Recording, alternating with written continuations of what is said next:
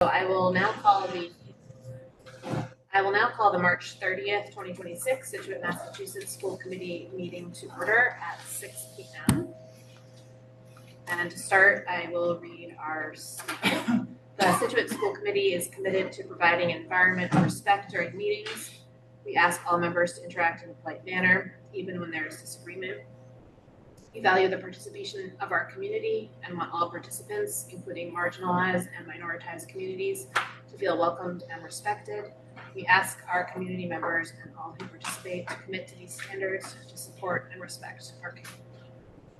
So the meeting minutes should reflect that I'll be presiding over the meeting tonight in absence of our chair. We are also missing our secretary, Mr. Peter Gates.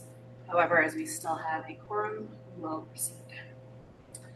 So we will start with public comment. Seeing no one in person, we'll look to the Zoom. Also, see no hands raised. So it appears we do not have anyone here for public comment. All right, so we can move along to our student report. So we can go ahead and invite you. All right, so recently our spring sports have taken place and we're officially underway after tryouts and everything. So Luke has his tennis match today. Along with this, Emmy Corkins, Michaela Whitaker, Will Larson, and Micah Mulder have been accepted to the MMEA All-State Music Festival, which will be held, which was held on March 20th. Maybe that was a typo, April 20th, as it says to be held. And along with the music, the Battle of the Bands just took place, and a band from Scituate had won that, so that was exciting.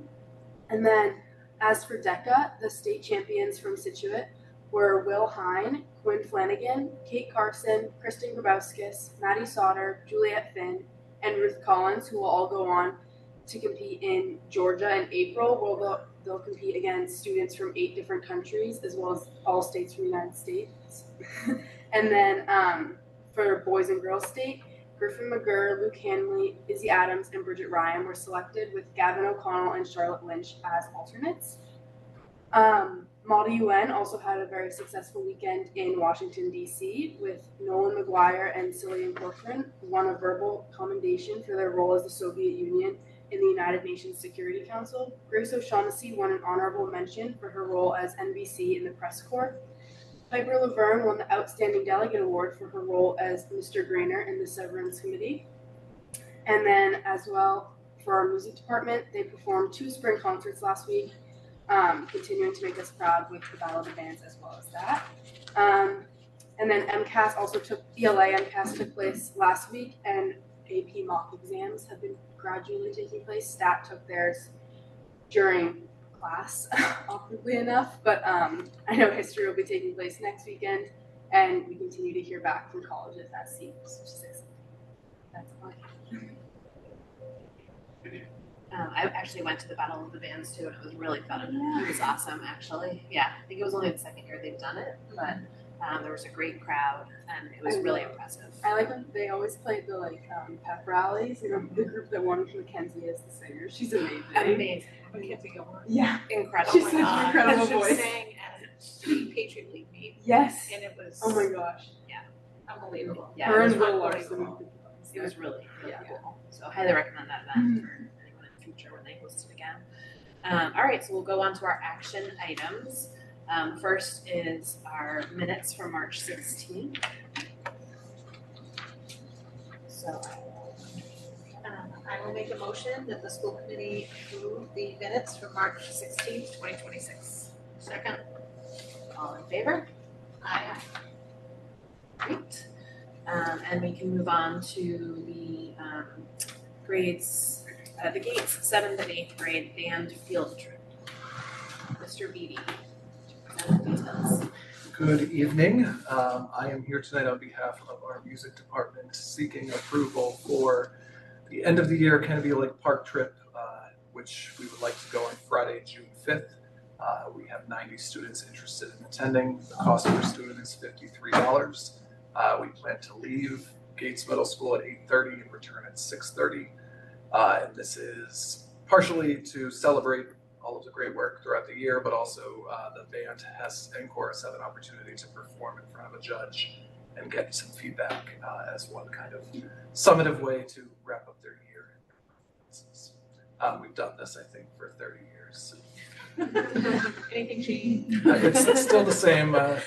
Everyone needs to be with a buddy, dress code, all that good stuff. No questions or No? okay. I'll make a motion that the school committee vote to approve the 7th and 8th grade band field trip on June 5th, 2026 to Canopy Lake Park in Salem, New Hampshire. Second. All in favor? Aye.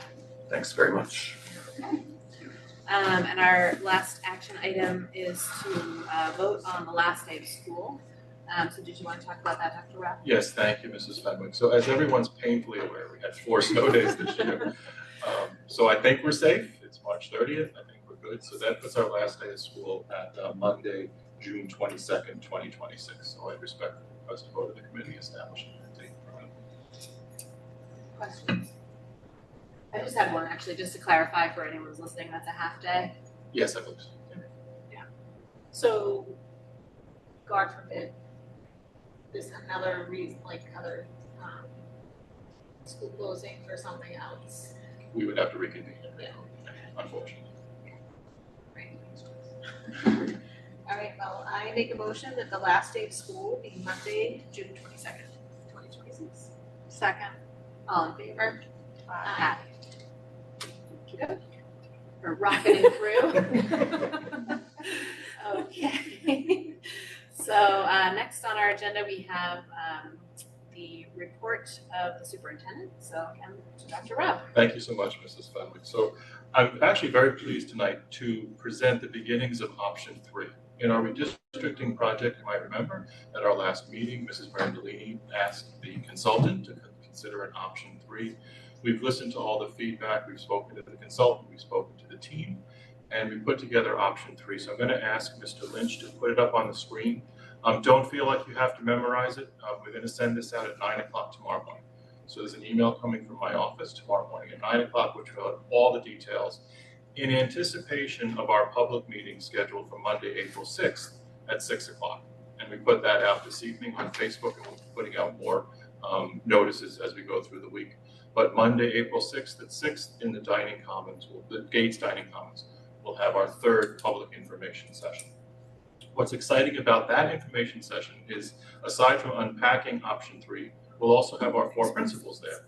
And so they'll be able to talk a little bit about the transition next year and all the exciting things that they have planned.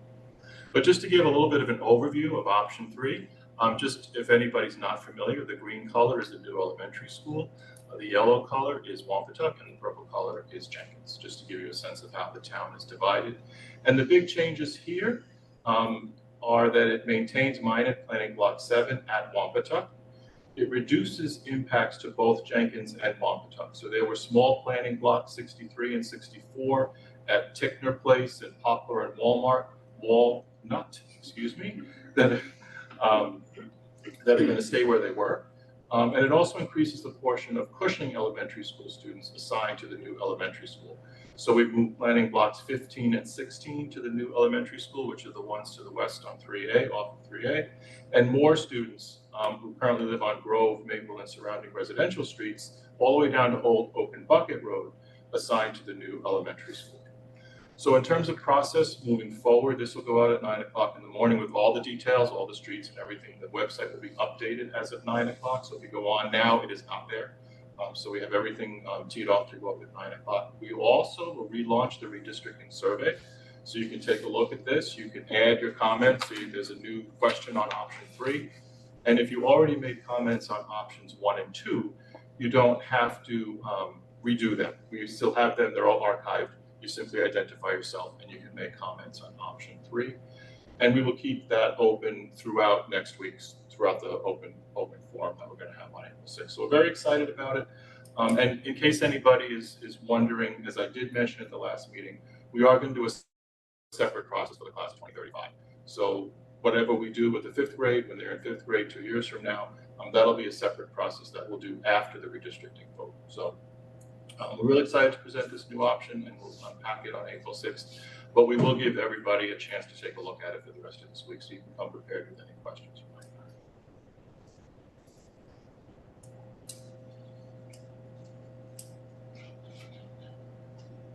Other questions? No, I mean, thinking back to what the other, like just the lines for the previous, I can understand why Crawford did that, but this, I think, This keeps more people in their current it situation makes more sense at the end of the from what day. I can see. Understood, and all the details will be out there. Can I just make a clarifying question or remark? When you say a separate process for the will-be fifth graders, can you just clarify what you mean by that? Sure, so once we get a sense of exactly what the names are and who in fact is impacted, then toward the end of May into June, we'll be contacting those families and talking to them and seeing what they might be able to want. Because I think there's two issues here. I think everybody just kind of assumes that the fifth graders would want to be grandfathered into the school that they're in. I'm not so sure that's true, and I think we have to talk to the families and see exactly what they want. There might be families with younger siblings that don't want to have to deal with two schools. And I think right now, when people don't have exactly the information of who's going where, it's hard to know, right? So once that information's out there, we'll know exactly the fifth graders that are impacted, the ones that are going to a situation that maybe they're unsure of, and have that conversation with families. I would envision getting those families together, either through a Zoom meeting or something like that, and really having a conversation about it. And then at the end of the day, looking to see what might be able to be done, but I've been very clear that it's going to come down to class size, because I can't have one school with class sizes of 24 and another school with class sizes of 15 just to handle the grandfathering situation. So I've said to any parent who's asked me, I'm open to the idea, I'm open to seeing what might be done, but with those parameters in place. And it's something that Mr. Lynch and I will handle with the principals. And whatever you decide, that's sort of like a one-time, Exactly. because I know I've talked to parents who have said there's sort of remnants of old grandfathering that have actually created issues for like buses having to go deeper, so that would just be like a one-time for Exactly. these families. Exactly. Okay, so what you're promising to do is to have a process where there's a conversation, but the promise is not necessarily that this will happen. Exactly. I just think that's important to just make sure we're really clear that the promise is the conversation, 100%. not the outcome of it. The- Has not yet been decided. Thank you. Yeah. The policy-driven part of it is the policy gives me the right to consider any family who wants to live or go to a school outside of their elementary district. This is a bigger conversation, but it falls under the same policy. Thank you. Because it's also a conversation about transportation. Absolutely. Because just because the families might decide that they want their fifth grader to go to the new school, we might not be able to transport them. And they have to know that. Yes, yeah. Exactly, with all of those things. Okay, perfect. Thank you for clarifying. Yeah. Is there anything else? No, that's all, thank you. Okay. So we can move on to the report of the assistant superintendent. I'll turn it over to Mr. Rich. Thank you, Mrs. Fenwick. This evening, every April, our district is required to submit a progress update on our Student Opportunity Act plan. Just a refresher, the Student Opportunity Act is a state regulation that seeks to support students regardless of their zip code. So really it's about closing gaps. And so we submitted a plan in April 2024 to close gaps among our high need students, special education students, and lowest performing 25%, which is a quartile that the state identifies to make sure all students are showing progress. So our plan, which is in the format required by the state, identifies 3 evidence-based programs. I can just take you through them briefly. You have the whole plan in your packet. Essentially, number 1, our district is committed to comprehensive tiered supports, so continued progress with our implementation of MTSS, multi-tiered systems of support, at our elementary, middle, and high school. That involves a new schedule that was implemented this year at the middle school, a new win block model at the high school, improved benchmark data meetings at the elementary school. So that's how we're making progress with our comprehensive tiered supports. For inclusive curriculum adoption process, that's our second evidence-based program. We're continuing to make very good progress with our curriculum adoption. The social studies department 6 through 12 successfully implemented new materials this year. We have 2 processes underway at the elementary level, and we're following our curriculum review plan that's posted on our website, and we believe that students having high quality instructional materials and staff having high quality professional development will result in improved achievement for all. Lastly, we have our last evidence-based program is resource allocation aligned to student success. So in the plan, we talk about high quality professional development, including analyzing teaching for student results, studying skillful teaching, and our work around MTSS to really support helping out all of the student groups that we identify. Lastly, DESE is collecting information on workforce development and workforce diversification. So there's a final section in there about how do we make sure that we are doing our best to hire a diverse staff for all of our students. So they just took some baseline information about the steps that we take. I expect that component to be built up a little bit in the future years, but that's a little bit of our overview of the Student Opportunity Act progress report. And next year, in April of 2027, we will have a new plan that we're writing. So we may change our evidence-based programs. We may, but that'll be a process we undertake next year, and this is the final year of our progress update for the current plan.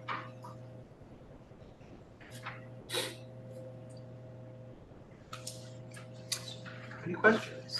So this plan has been submitted to DESE? Yeah. No. Vote on it. It would be great if you would vote on it. It's due at the end. It's due for April 1st, so I'll submit it. But happy, you're not required to approve it, but we think it's good practice that you would have the opportunity to provide feedback, and so a vote would be excellent if the committee we're so pleased.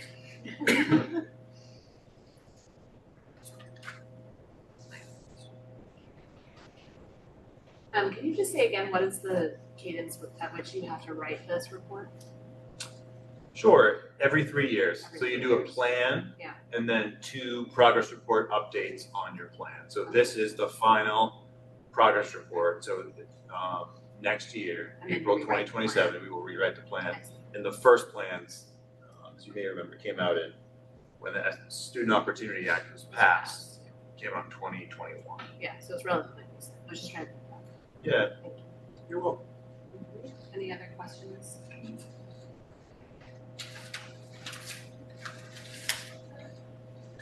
Well, I make a motion that we approve the Student Opportunity Act plan.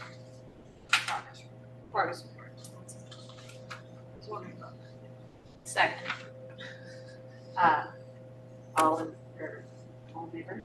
Yeah. Yes. Aye. Sorry.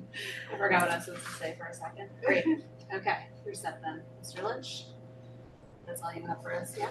Well, we have our teaching and learning Oh, yes. updates. Great. So it's my pleasure to introduce Ms. Tammy Rundle, who is the Director of School Counseling and Testing, and Mr. Greg Ranieri, who is the Department Chair for Health, Wellness, Business, Family, Consumer Science, and Physical Education. And you're welcome to go up to the table if you'd like, or you're second, so you can wait. So you can stay there. You can stay. I know the efficiency is very high. So I'm going to share this presentation and hand this over to Ms. Rundle. Thank you.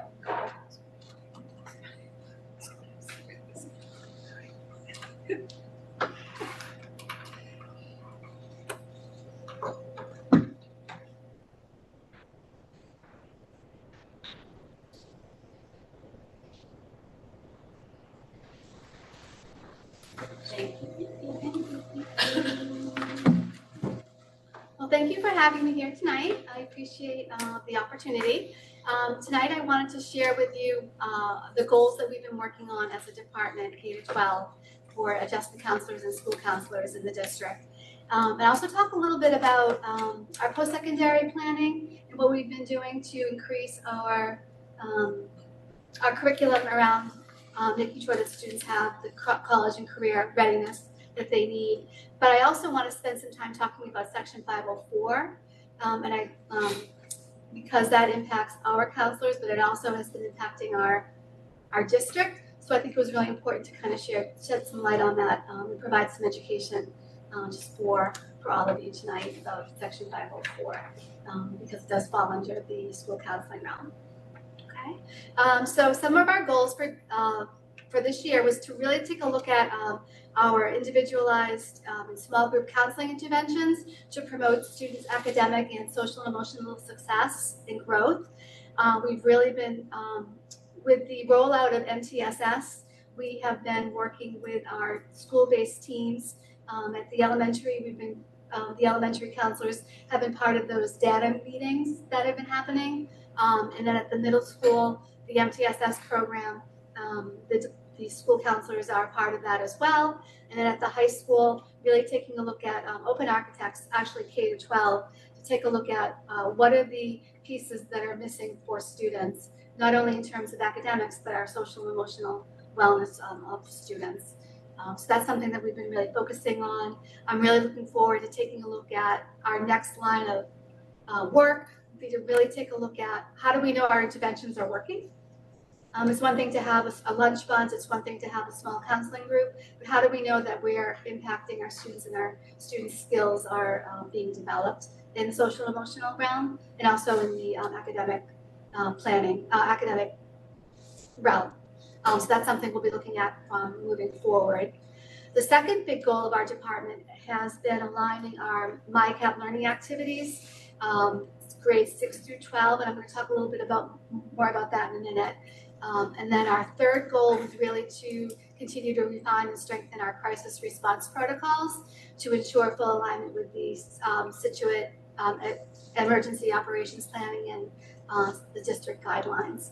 So we have a team of school adjustment counselors that are working on the threat assessment protocols to make sure they're in line with the district protocols, but also making sure that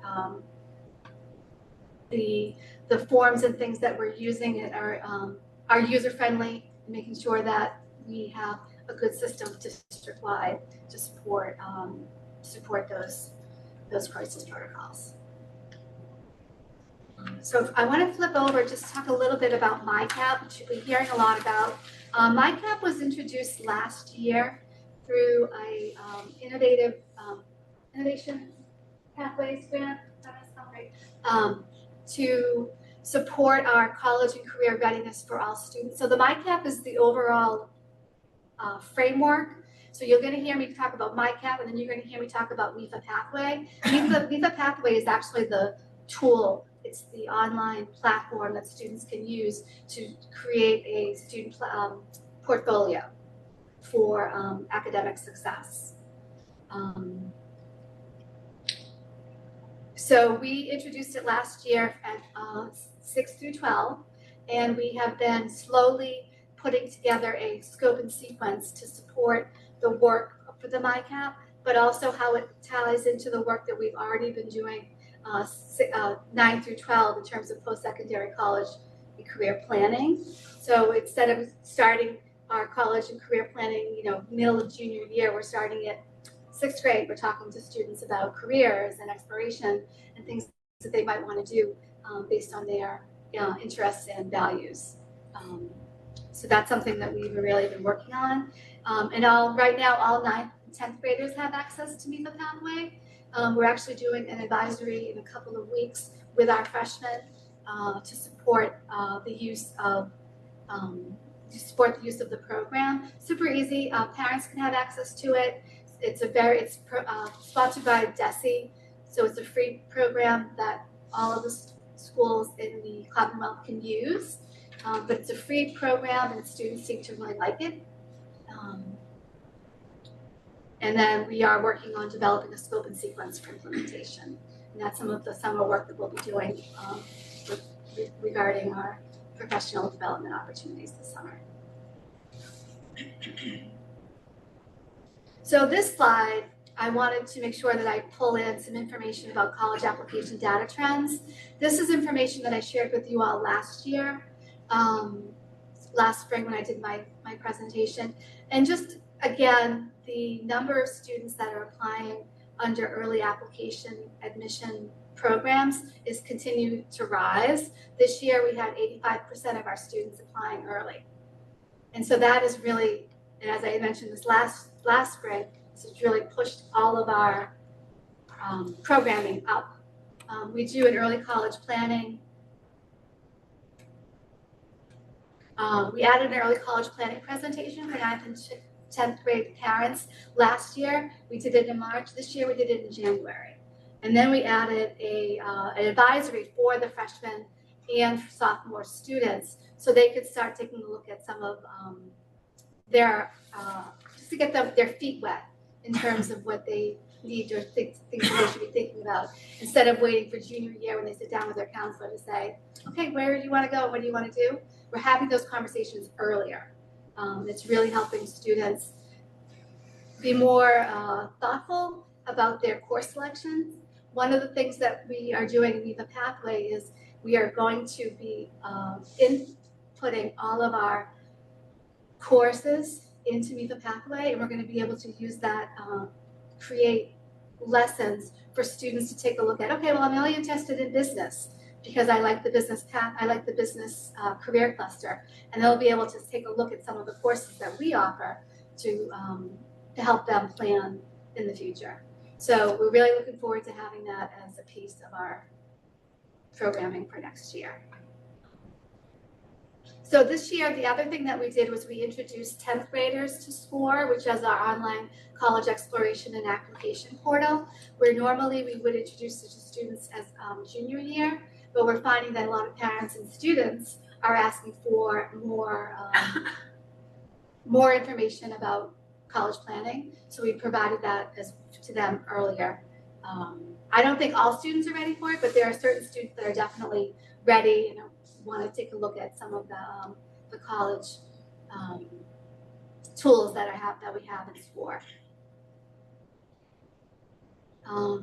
This year we'll be partnering with NEACAP to provide students to go to a field trip for students at Bridgewater State in May. It's a college fair at Bridgewater State, so we're really excited to have these opportunities for students as well. And then the other piece that we're going to do is, as you know, we have college admissions reps come in to meet with students in small groups, and sometimes we'll get contacted by certain colleges, but they're not necessarily the colleges that the kids apply to. So we are going to really take a look at that list of students of the highly sought after institutions and do some more outreach to them, see if we can have the college admissions reps come in and meet with our students in small groups. And those are often the college admissions reps that are reading the students' files. So it's really important that we get our space time for students. So that's another piece that we're doing, so post-secondary. And then the final thing that I'm working on is expanding financial aid educational opportunities for caregivers and students. We provide a financial aid night for students and parents in the fall, but I'm also looking at what can we do earlier for students and maybe providing it in the spring before they're even looking at applications. So those are the types of things. I have some outreach to some of the area colleges to see if they'll come in and do a night for us. So those are some of the types of things that we're doing post-secondary planning. Any questions about that? I I have some. Sure. questions. Yes.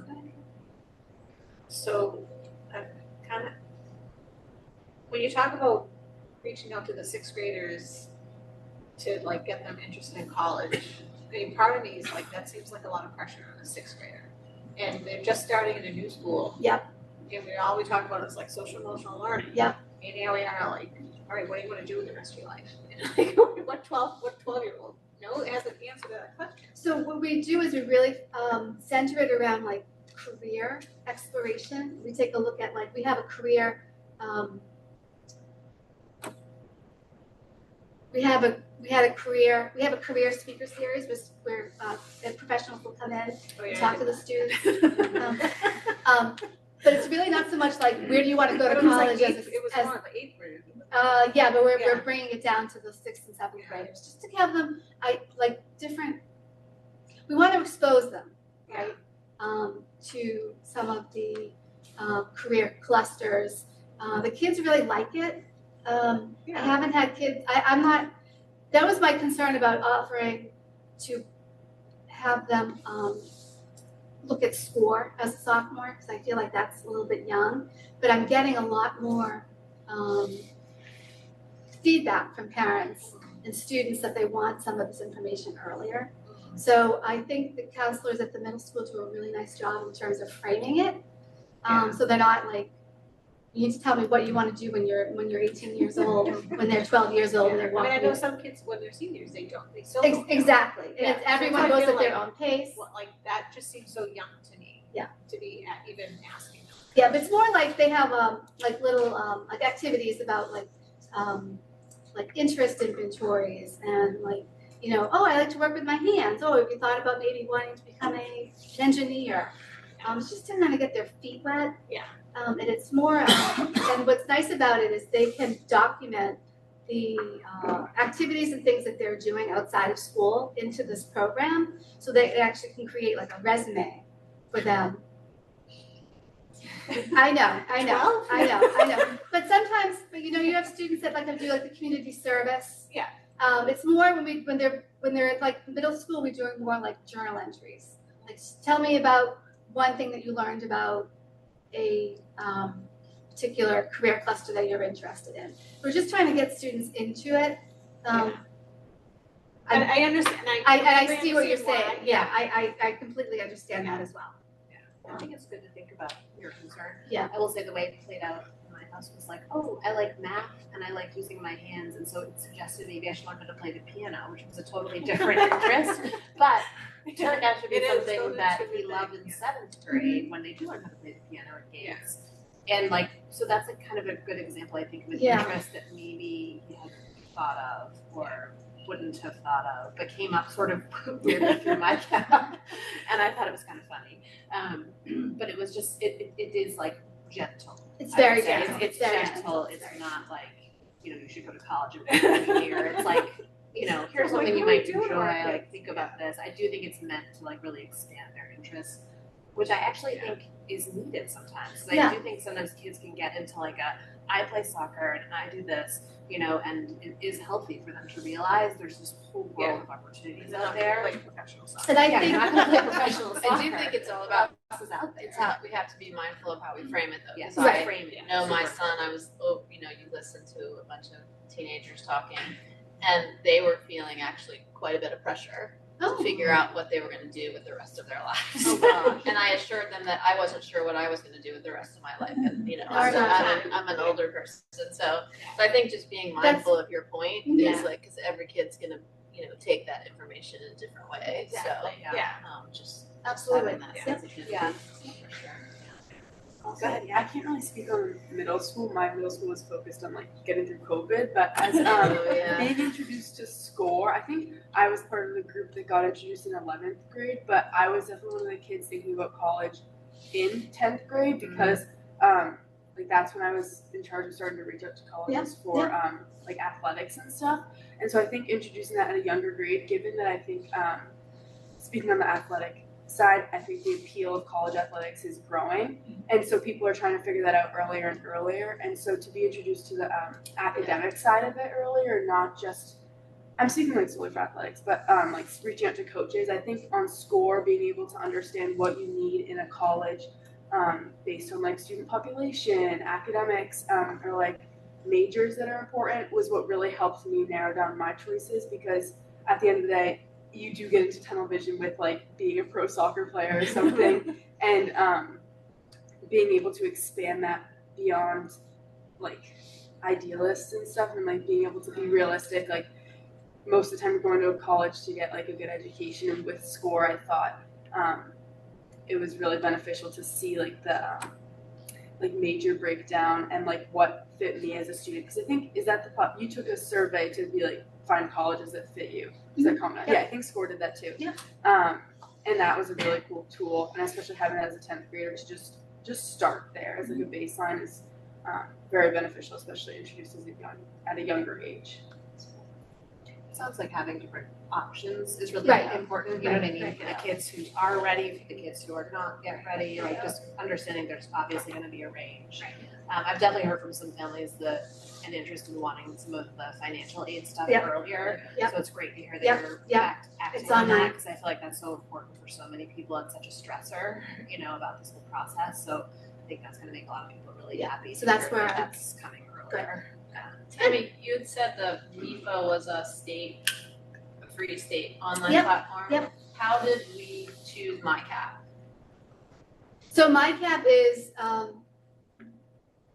part, when we wrote the grant for the Innovative Pathways program, we were asked to make sure that we use it. Oh, So, and then so we've been using it as part of the grant, okay. even though it's a free So it program. was a requirement of the grant. It's to a use requirement of the MyCap. grant. For Because there, I the just two wondered, because there's Innovation Career there's lots of Pathways, free yeah. There were ones others, out there, yeah. so I just Yeah. wondered. Yeah, okay.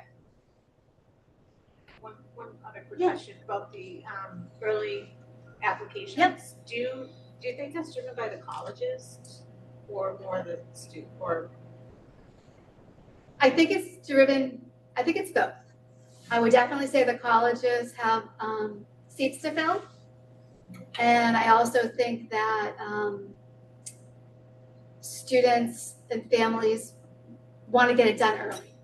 They feel like in some respects, sometimes schools will take a more keen eye on an application if they're applying early.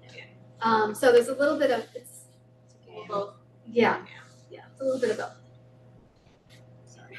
For that, also with I did early decision, and for mine it was athletics, but I know a lot of people that do it. I think they do take that into consideration, like your interest, or at least what I've been told. And a lot of times colleges will fill their, or at least this happened this year, especially with like Boston College as an example, they filled I think 85% of their class with early decision applicants. So then applying regular decision decreases the pool and like meeting requirements almost. Like you need to be excelling compared to the early decision applicants. So a lot of times, or at least I was told, I've been told this for a while, but my mom always said like if I know what college to go to, it's recommended to do early decision, if not early action, because it gives kind of not ups your chances of getting in, but they do look Sounds at like you it more. does. Well, yeah, it does actually. I just don't. It does. Because I know sometimes people get like offended with that, being like, "Oh, you did early decision, so it's like easier to get in." But honestly, it's not, because so many more people are doing it. So it's like, but I know there's been a lot of drama with people being like early decision is easier, but at the same time, it's the same school. They're looking at the same applicants. And I do worry about the pressure on students. Mm-hmm. I have, freshman parents asking me what their kid's GPA is. Like, you don't have a GPA yet. Like, but I do get calls from parents about, well, can you help me understand what they should take in high school to put them in the best frame for when they apply to college. So it wasn't always like that. It's gotten really competitive. It's really gotten competitive. The college is like, I worked many years in the college environment. They like the early decision, or even the early application, because they recognize the psychology of sunk cost. So once you've committed, and notice what they do to keep you committed, the accepted student stays.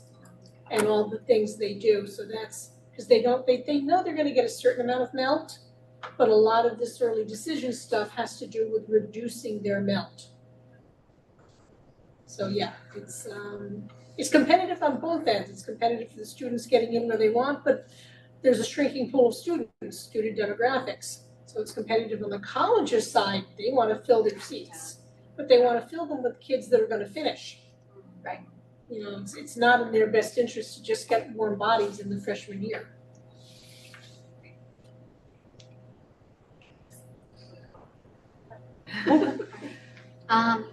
If you don't mind, I just want to flip over and talk a little bit about Section 504. I'm not an attorney, but I've learned a heck of a lot of information about 504 in my role as district coordinator for it. So Section 504 is a federal civil rights protections law, and it requires schools and universities and other federally funded programs to provide equal access and reasonable accommodations to people with disabilities.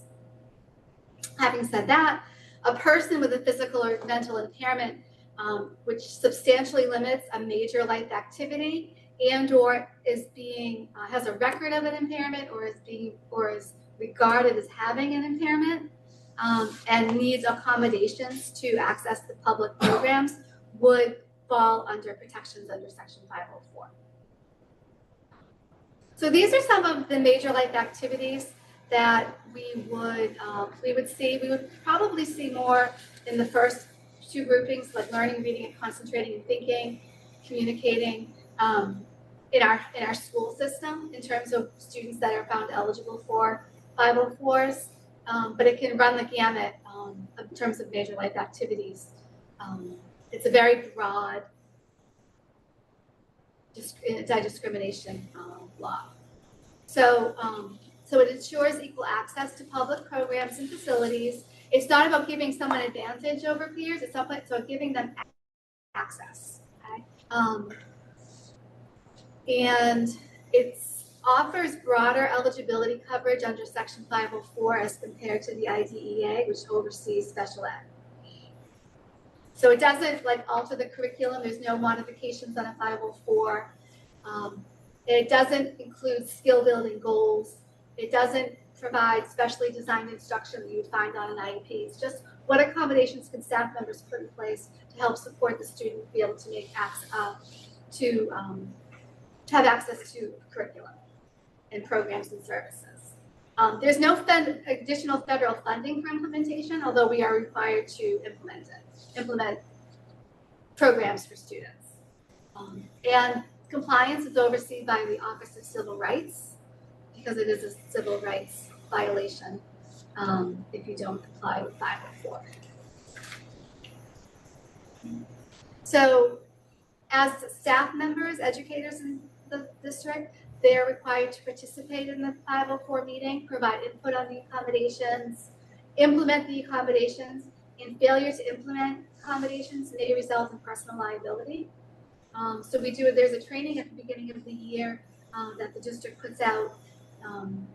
But I've been doing additional trainings for staff. I just went down to Gates a couple of weeks last month and did an entire faculty meeting training just to make sure that everyone is on the same page with regards to 504 because it's a big task and I just want to make sure that we are doing right by all students. This next slide is really interesting because we have seen an uptick in 504s in our district, but it's nationally, this is what's going on. The percentage of students with plans is increasing. And then I did some research for my doctoral program last semester about 504s. These are just some of the data points that I was able to find for the reasons why there's so many more students becoming eligible. Sometimes students are not eligible for an IEP or no longer eligible for an IEP, but still require accommodations to access their education.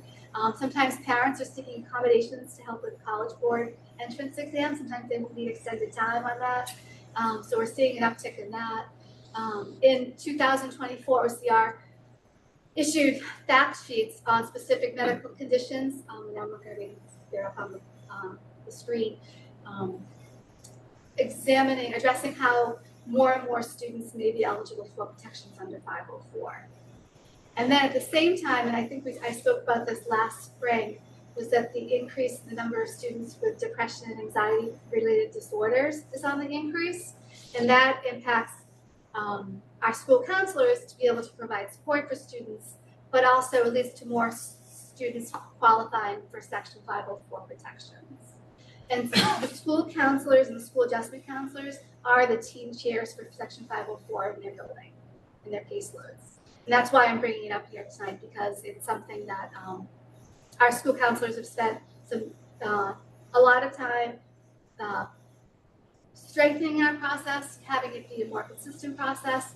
We had our attorney in earlier in the year to provide additional training for our counselors to make sure that we are all providing access for every student, and that we are obligated under child find.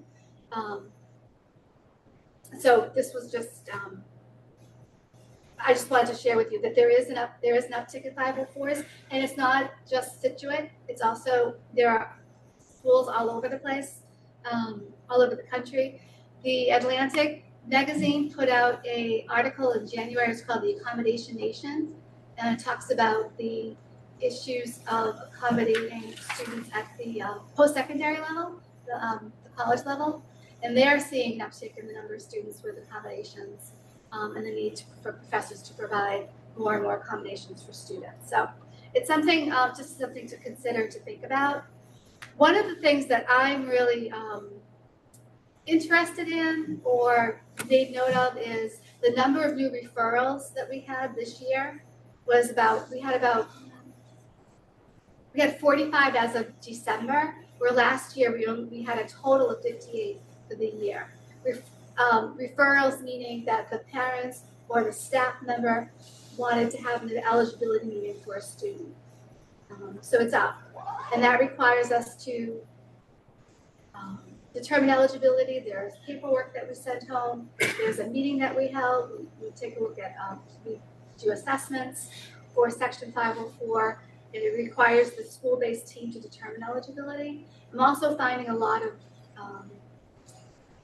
physicians are sending notes to us saying the student has anxiety, they need a plan, or they qualify for a plan, when it's actually the school-based team to determine whether or not a student is eligible.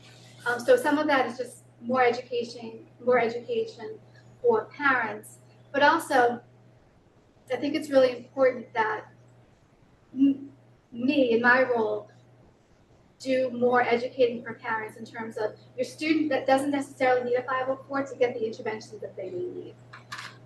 So that's going to be our next level of work. So I'll be looking at that for next year as an overall goal.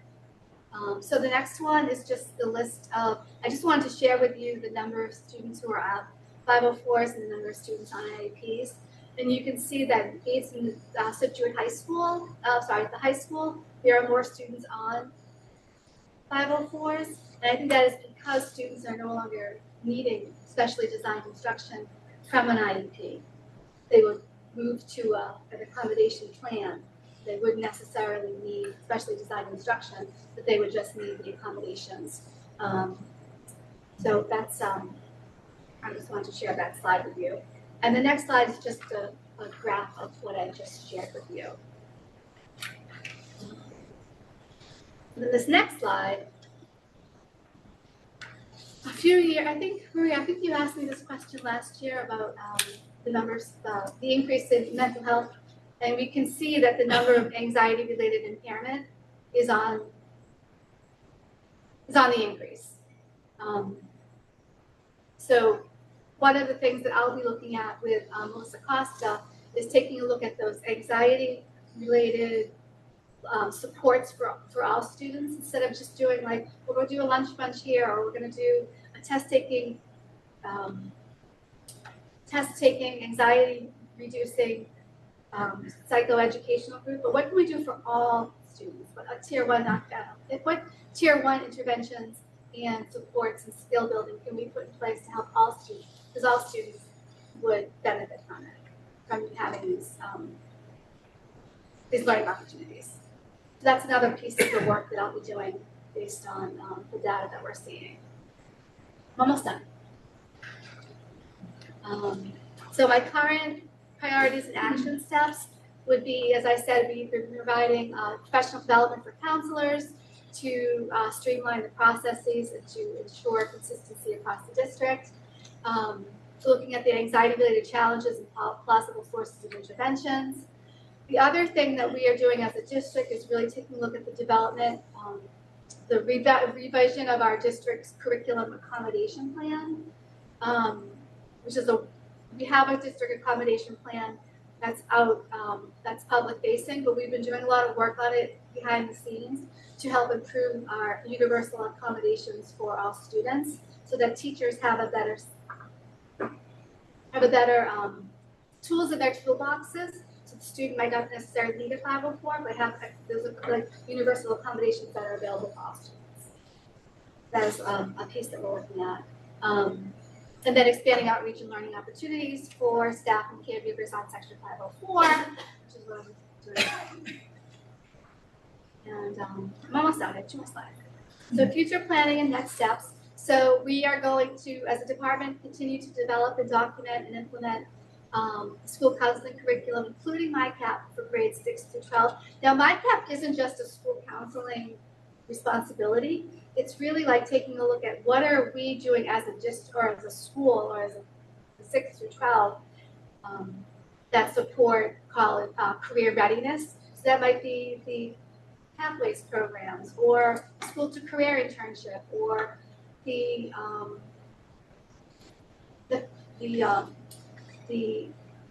in-house field trips that we have for students who want to become future educators through Bridgewater State. They had a training for students recently.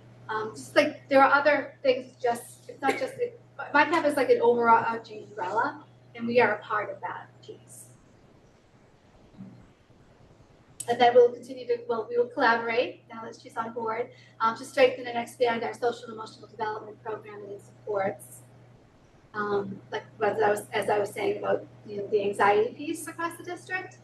And one of my personal goals for next year is to really build upon the family community partnerships. In addition to sending out my newsletters that I send out periodically and having information on the website, how can I better engage families to a collaboration and communication? So that's going to be a big piece of what I'm going to be looking at for next year. And then next year, our department will begin the programmatic review cycle. That's part of the district plan.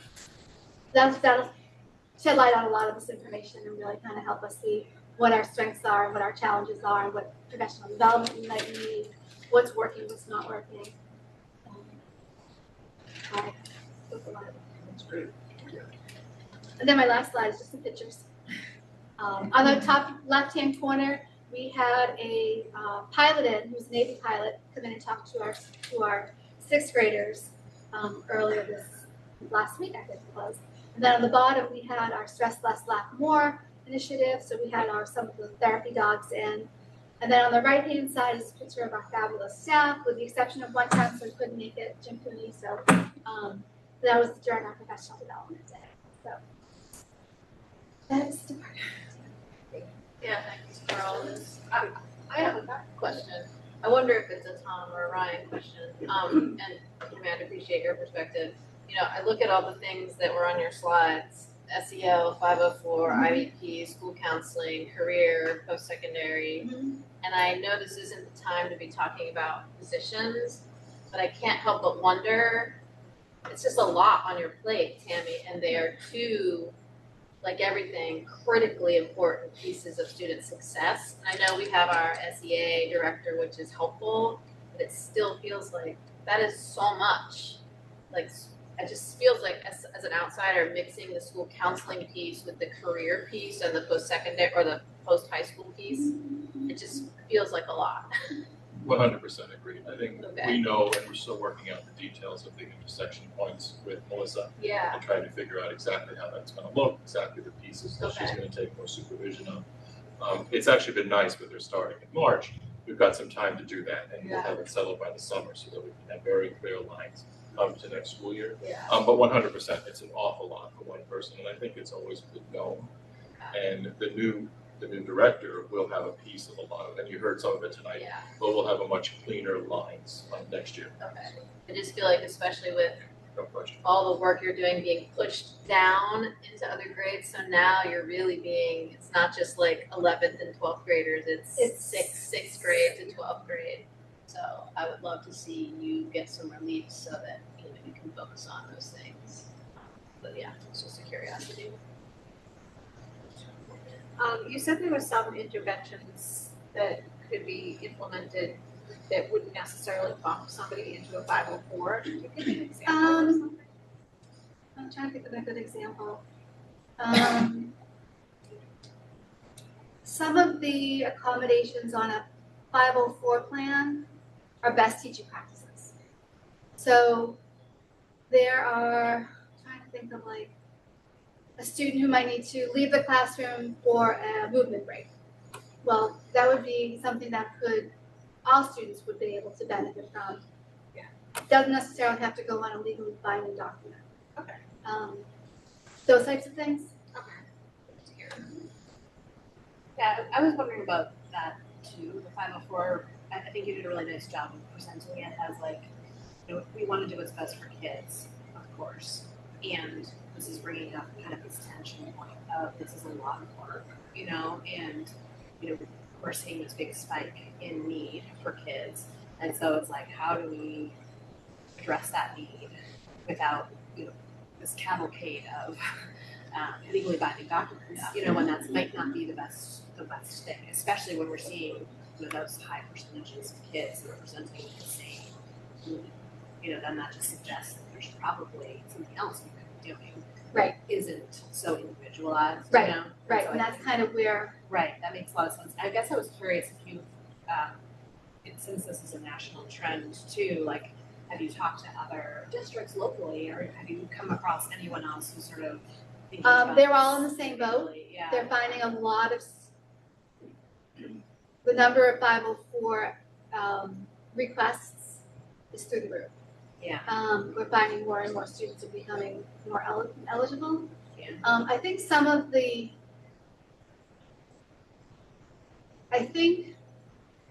what's tricky right now, the way our district is set up is the counselors overseeing 504 as the team chair.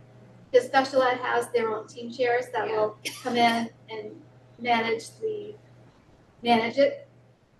But you have a school counselor who's also the student's advocate running a meeting who has to put on a different hat.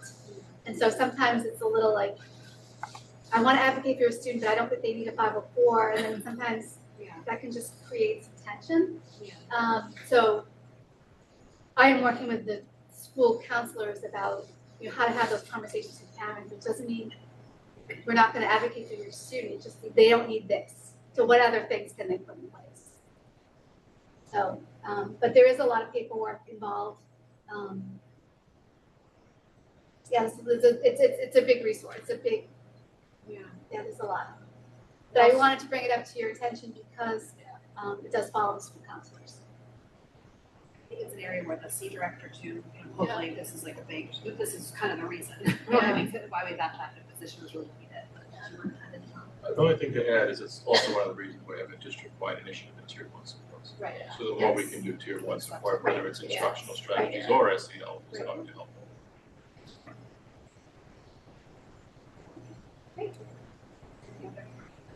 No, it just feels like it's a culture shift too, right? Because I think sometimes the 504 is a security blanket for a parent to ensure, and if the district is creating a culture of, you know, the idea of like good pedagogy is like let the kids stand up and move around. If that was sort of the norm, or you know, then we wouldn't maybe feel that need for that security blanket. So maybe that's where the RC director would be helpful.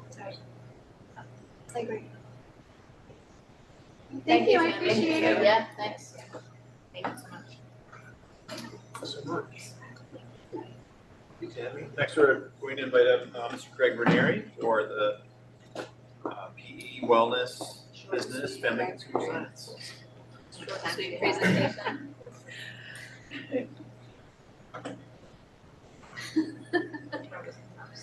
7, Greg. What have you got there? You know, your meetings usually last till 9, leaves me 2 hours. I'm golden. Thank you. Brian, are you gonna hand that over to me? Yes, yeah, Take just it a little to slow, sorry.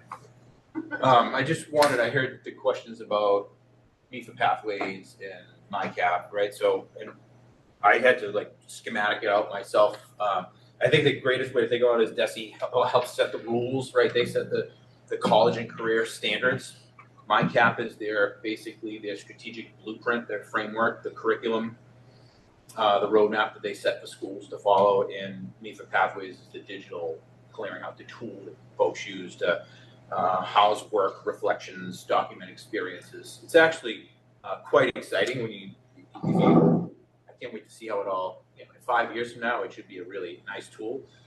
And the thing I think is really cool is that I have a daughter who's a senior and a daughter who's a junior. Braintree's not necessarily in the place that Scituate is, which is a different story. But you can transfer ownership, right? Like, so I was always fearful of when a kid graduated and they lost their sit.org email address, they would lose those resumes, those experiences. It's actually meant to stick with people in their professional lives too. So it's a tool that shouldn't just be I'm done with high school, so it's done. It's really my career and academic plan. So it's a pretty cool thing. But now, back to business. Thank you all for giving me this opportunity tonight. I figured, with Melissa starting and just the conversations around social emotional development in the multitude of departments that I work with, I figured this year I'm going to focus on physical education. Next year might be business or health or a different lens, but to make sure we're not here till past midnight, we'll focus just on the PE realm. So really wanted to just a little bit of framing. Social emotional learning. If I say SEL or SED, social emotional development, note that those are essentially the same thing, right? I think we're all in phases of social emotional development. So social emotional learning is a nice phrase, and I like the concept of development because we're all developing as humans. So I wanted to talk about the experiential learning experiences and physical education as well as our adventure education programming.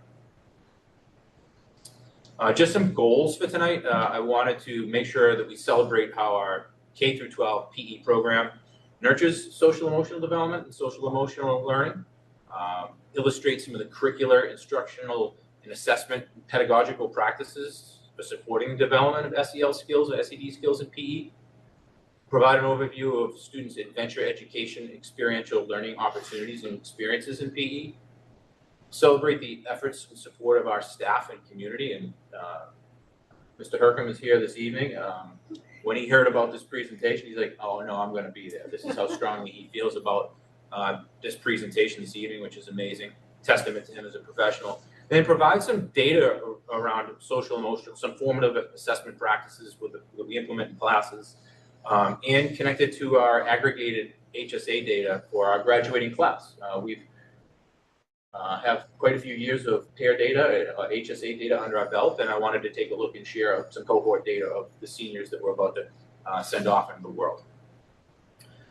First, I wanted to start with elementary. So it's all the building blocks. It's the foundation where SEL skills are developed. I mean, there's amazing practices in classrooms, but specifically within PE, I wanted to celebrate the sense of cooperation, sense of community, and the creativity that some of our teachers display with the lessons and activities that they facilitate.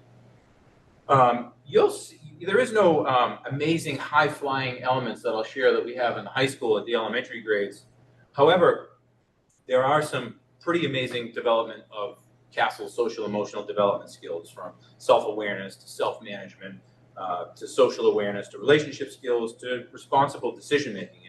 In here, there are some cool links to some activities. I'm hoping that maybe you saw them in your packet and maybe saw them in advance. I'm not sure why this one isn't playing, but in your packet, I think it's available to the community as well. You can see some of the cool, neat activities that kids engage in, right? And this is an example of a team ski activity where there's self-management, some relationship skills. There's kids working through frustration, kids working through controlling, synchronized effort, shared goals, problem solving, reflection, what worked well, what didn't work well, right?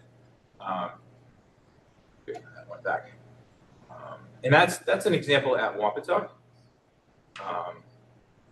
Sorry, there's just a lot going on the screen here with people online and stuff. At Cushing, this is an example of an amazing, really fun cooperative activity called Pipeline that, promotes, a growth mindset, figuring out what needs the team to achieve more, and social awareness of, shared strategic planning and perspective taking. And I included the couple of things on the right because I was observing a PE class, and I just thought, we talk about things, practices like filling people's buckets, and, it's just an awesome lesson going on. It wasn't actually, in a sense, it was cooperative, but it was an amazing bowling activity that Mr. Sawyer had. And, if you bowled a strike, you got your name on the wall, and then I got a certificate at the PD day, and I'm like, wow, how amazing. That's, it made me feel good about myself. And those are the things that we hope we can build in the physical education environment. Kids trying new things and feeling good about their achievement and their personal growth, because there is some strategic risk taking that happens in PE. Havley had an amazing experience right around the Olympics. Mr. P to nurture that community and that sense of cooperation. That's cooperation and competition at the same time. Had an amazing activity, a biathlon activity. Again, just a quick sense to get what that sense is. Students could pick the countries and they work together. And the skiing simulation was on carpet squares, and then the aim taking practice was using cones and bean bags, and it's just lots of fun and positive community building and some amazing energy.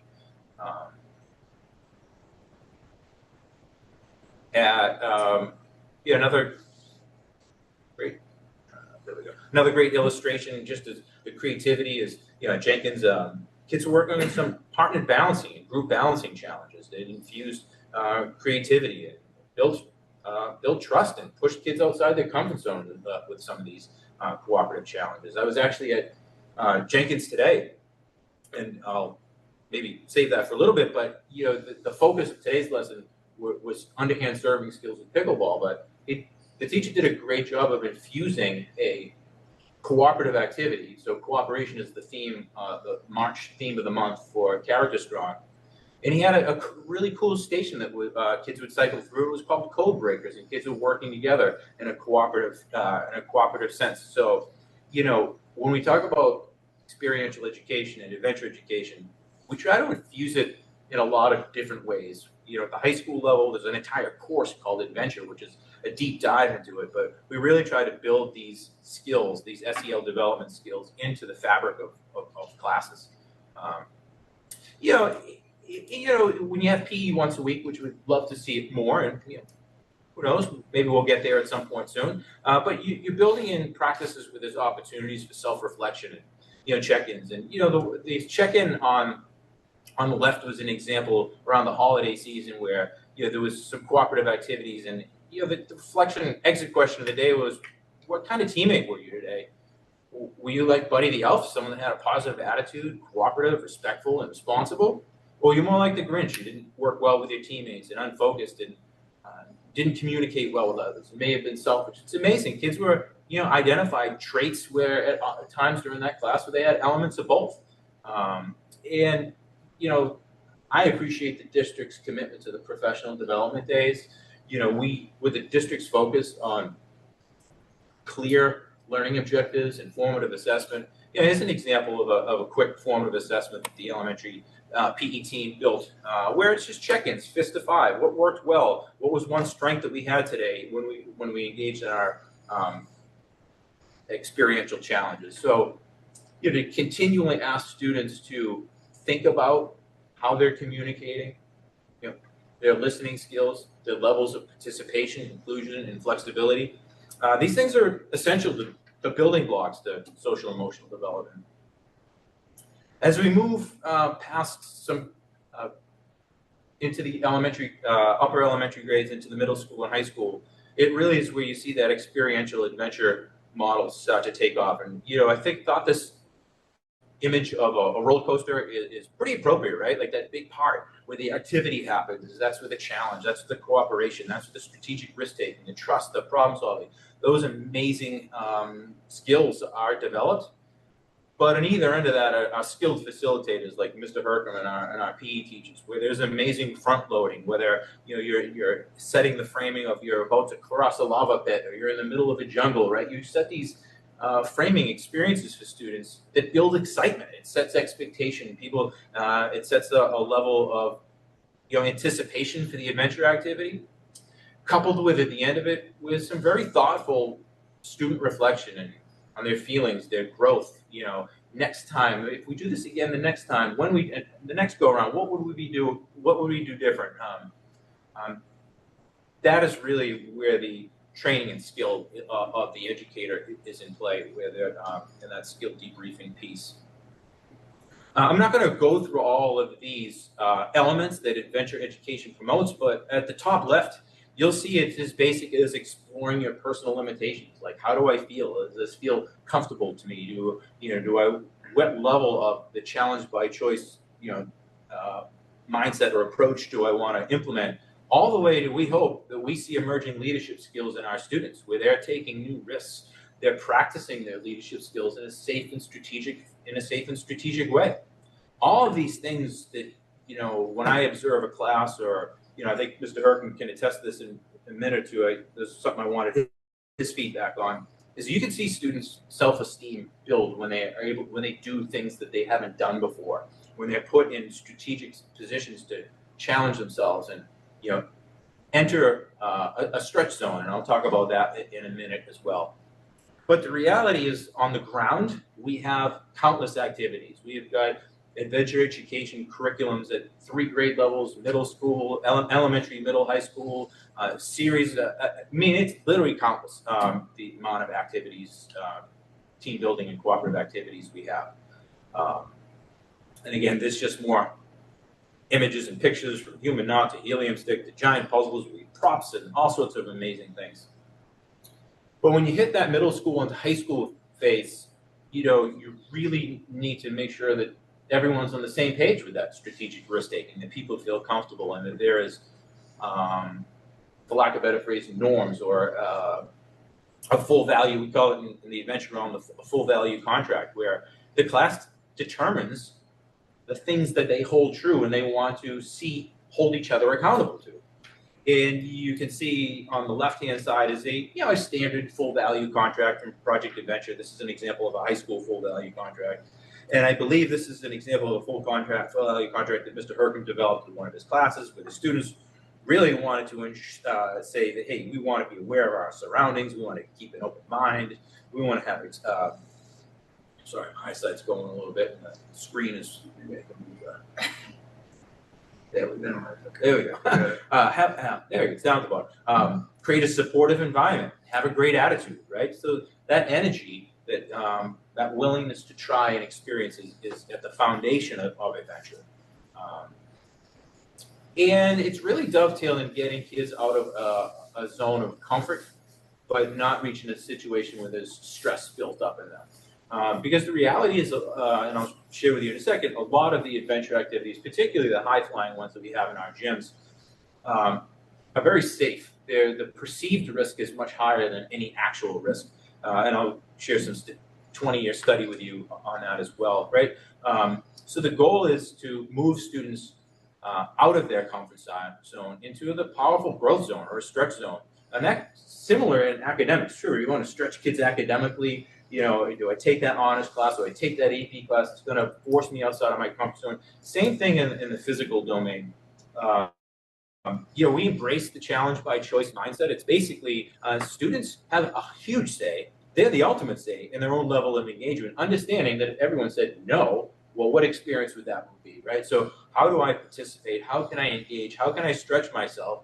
And that level of stretch varies based on the student. There are some kids that we present a challenge to, and they're like, great, send me to the top right away. And other people are like, whoa, let me kind of see how this goes. Maybe I'll be on the belay team and be giving advice. And I remember there was one class I co-facilitated with a teacher where, getting the student into the harness was a major step. And then the next day, we got them onto the cargo net, and then we just kept on building that level of comfort and skills and resilience to try new things. So when we hit middle school, we really want our students to continue to stretch themselves. I actually worked with some awesome students at Free Fun Friday on the rock wall. They reached out and they said, we want to implement, we want to take some, we want to lead activities at Free Fun Friday on the rock wall. I'm like, awesome, let's do it, let's have some fun. But the reality is that we don't want, just like I had mentioned earlier, these aren't, it's more of a mindset that we want to approach. So you can see even at the middle school where the teachers are communicating their agendas for the day, they're starting the class with a cooperative jump rope race, right? It may not be the core activity, but we infuse it just like the teacher I saw today that infused the activity code breakers into his class, right? And again, you look at that challenge, that rock wall, students are challenging themselves. They could decide to pick a color path. They could decide to not use a specific limb. We had students at Free Fun Friday, they developed their own challenges. They said, we want an upper body endurance challenge. And they found their comfortable grips and felt how long they could just hold on to the wall for. The reality is that what you can do in rock wall is only limited by some people's creativity. And, the 15 or so kids that I worked with on Friday came up with all varying activities. I gave some as examples, but then they took the ball and ran with it. At the middle school is where we start to see our use of the outdoor adventure elements, and we have 16 outdoor adventure elements. Just for the committee and the board, I'm not going to open this up for the school community, but linked is our progression at the middle school and high school of what activities and what variations at what grade level and what courses. And this is an example of a class that was out at the four-way whale watch, but you can see that there are 16 very uniquely named adventure elements out there. From swinging tires to teepee shovel to spider's web to the triangular tension traverse of wild woozy. There's just so many really neat activities that you can do out there, and a lot of them you can repeat with different levels of challenge or variation. Ask the students, how they want to be challenged. So, that might just look like a telephone pole on its side, but the amount of activities you can do with that is virtually countless. What I also wanted to do is just give a quick shout out to some of our community partners, because there's been questions of like, what is that? There's sometimes, I will acknowledge that some things within the adventure realm, we need to educate people about. They don't know what it is. And, they see this, what is this staircase out at the adventure course? Well, a little history of that, that's a ProStair unit that was donated to SPS from Harvard. It was a collaborative effort with the Donahue, the Mahiri, and Mullen families, as well as with our athletic department. There was booster organizations that turned that from the Harvard Crimson Maroon wrapped into Scituate, a Scituate vibe. That has actually added that, as well as the amazing folks with the Gates PTO and Shore, as well as the efforts of our PE staff, the middle school PE staff. That's Mr. Flynn, heavy into as good as carpentry equipment of building the Gaga ball pit. That has actually added a very unique layer to the adventure course for our middle school, because some of our middle school students, a lot of those adventure elements, the ideal facilitation size could be between about 12 to 18. When you have a class of 30, that level of sensitivity, awareness, and acuity that you need to have with middle school students, you really need to have cycle them through in stations. So it actually added a nice self-governing activities that we build into use of the adventure course. So just shout out to our awesome fundraising groups and community partners that help make us even better than SPS already is. As we move into the inside, we have 15 indoor elements. This is an example of the climbing wall. You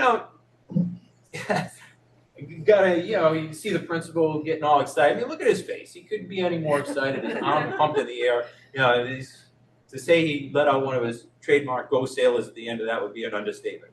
But we just want to share with you some of those activities and what they look like, because quite honestly, a lot of them are pulled right up into the ceiling, and you would never even know they exist other than during the school day when students get to experience them. I'll share that in a second, but a lot of times people have questions like, is this safe? Like, what do we do? Well, the reality is it takes me probably a good couple half days to assemble our packet that we submit to the Massachusetts Office of Public Safety and Inspections. And all of our adventure elements are certified with the Department of Public Safety.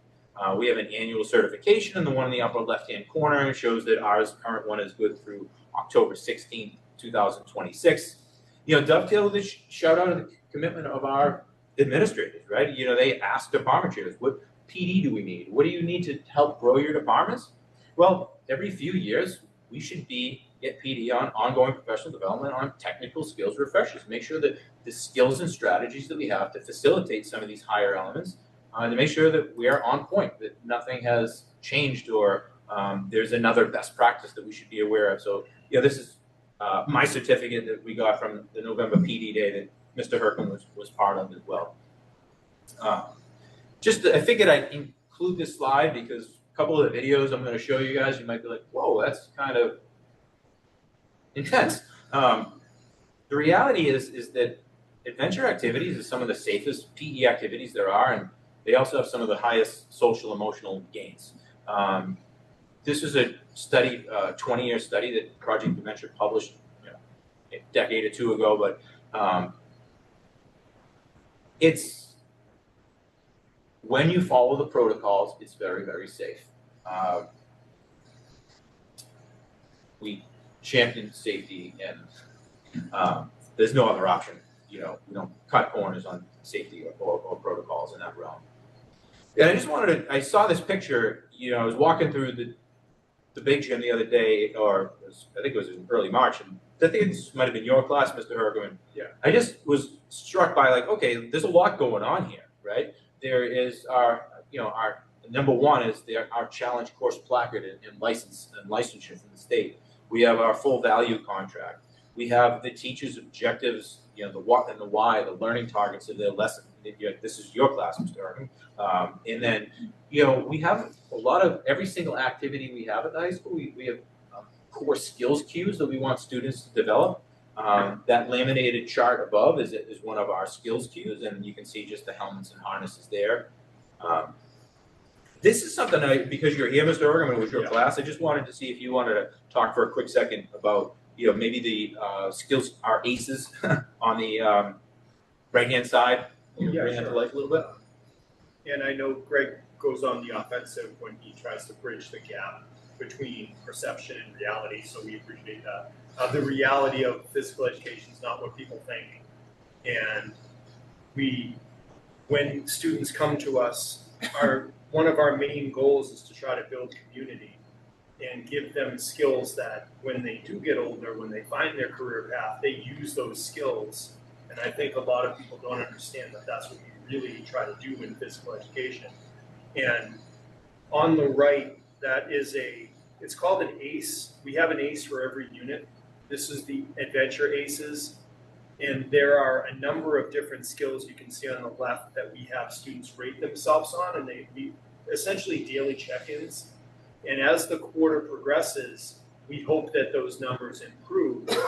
And we do see that students feel more confident with a lot of those skills. One of them is communicating how to encourage to other people.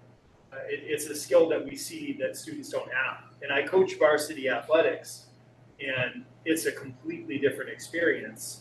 And I find that no matter what a student's background, they may not be able to effectively communicate to someone else, encourage it. They just don't know how to do it. I had a senior lacrosse player in one of my classes recently, and I come over and I'm like, hey, Luke, go tell him go tell him he can do it. And he didn't know what to say. And I said, go up and use his name and say, hey, one step at a time, you're going to make it across. And he just didn't have the experience with that. Even playing at a high level of athletics, it's a little bit different. So we focus on building community and having students use each other's names to recognize each other every time they come in the classroom, and have it be a really safe, emotional, and social place where all of the other things outside of the classroom that we're in, all the cliques and all the drama, they can leave all of that at the door, and And when they come into us, they feel like they know each other, they can use everyone's names, and it's a safe place where even if you're not in the same friend group and you don't even talk to that person outside of phys ed, we see people solving problems together and spotting for each other and yelling each other's names as they're climbing up elements.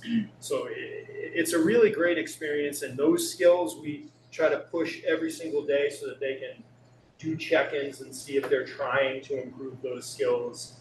And really you grow through reflection. So by providing them an opportunity to look at something and give themselves a score and have a goal to set by the end of the quarter, we see a lot of growth.